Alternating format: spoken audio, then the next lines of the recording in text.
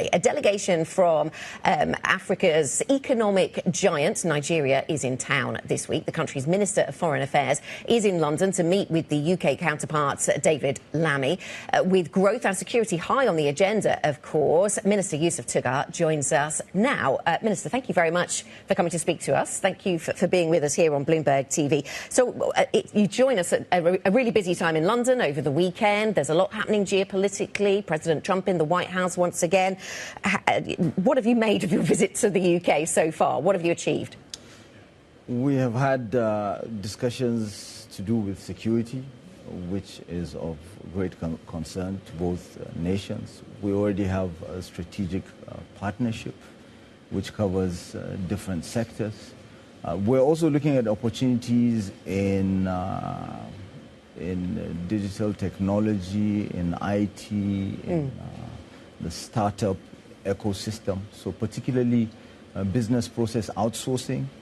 We see it as a solution to migration, irregular migration, as well as this problem we're having to do with issuance of visas to Nigerian students. Okay. With applications that have applied successfully to... OK, so a host of issues on the table and to be discussed then in your visit here to the UK. Are you concerned, Minister, big picture, that if the UK and Europe, we've just seen it demonstrated there by Ursula von der Leyen from the Commission, everybody's very distracted by the defence conversation in Europe. There is war in Europe and that is dominating and taking a lot of the airtime. Are you concerned then that Europe has less of an interest in Africa, less time for Africa, as a result of that? Europe can ill afford to have less of an interest in Africa because we're neighbors. The Mediterranean in Latin is water in the middle of land. That's what it's always been.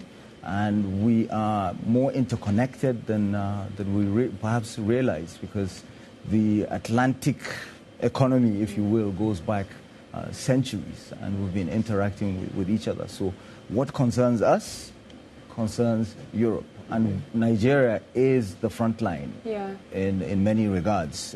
When we look at the issue of security in the Sahel, migration, these are climate change. Yeah, and I want to come back to that. And Minister, it's so good to have you with us round the table. It may well be that Europe can ill afford to have less of an interest in Africa, but of course we know that for the UK's part, in order to ramp up defence spending, they're cutting the aid budget. I wonder if that's something you discussed with the Foreign Secretary David Lammy and how it changes how you're going to be, trying to attract investment to Nigeria. Nigeria has never been reliant on aid. What we have always sought for is strategic solutions to the issue of risk so that we can partner with countries and mitigate risk. We're looking for countries that meet us halfway, and the United Kingdom is very much aware of that. So what we were taking in terms of development aid is really not that significant, and it's being covered by some of the initiatives that have followed. For instance, the cutback on USAID, PEPFAR. Our Minister of Health announced that Nigeria was stepping up to cover any shortages that might accrue.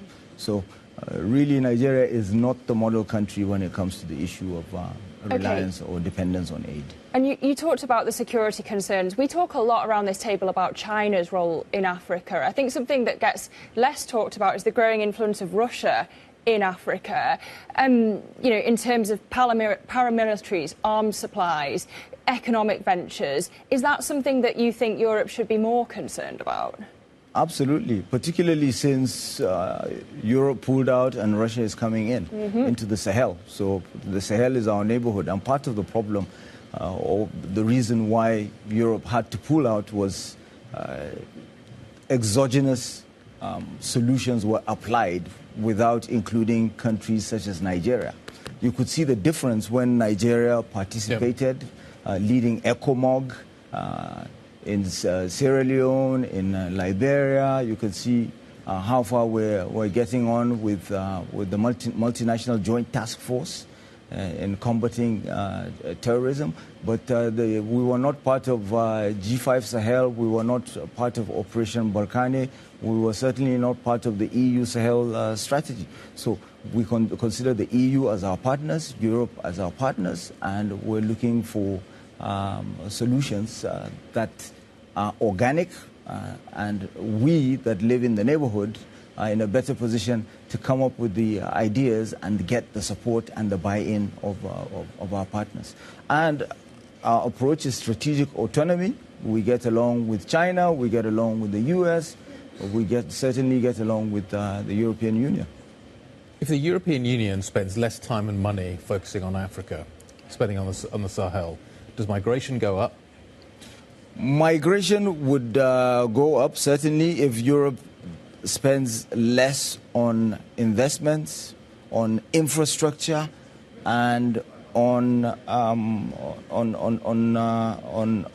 tackling some of the problems that were brought about by the actions of Europe. Libya, for instance, where all the weapons are flowing in from.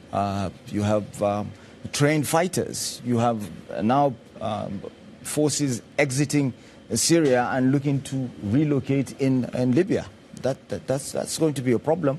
And for as long as weapons and funding and trained fighters cascade down from Libya into the Sahel, we will continue to have a problem. And this is what we're looking to address collectively through multilateral channels. And multilateralism can exist side by side with national interests. It's the way it should be. Minister, great to see you around the table this morning. Thanks for stopping by to see us here at Bloomberg. Thank you. Thank you very much indeed. Nigeria's Minister of Foreign Affairs, Yusuf Tuggar. Thank you very much.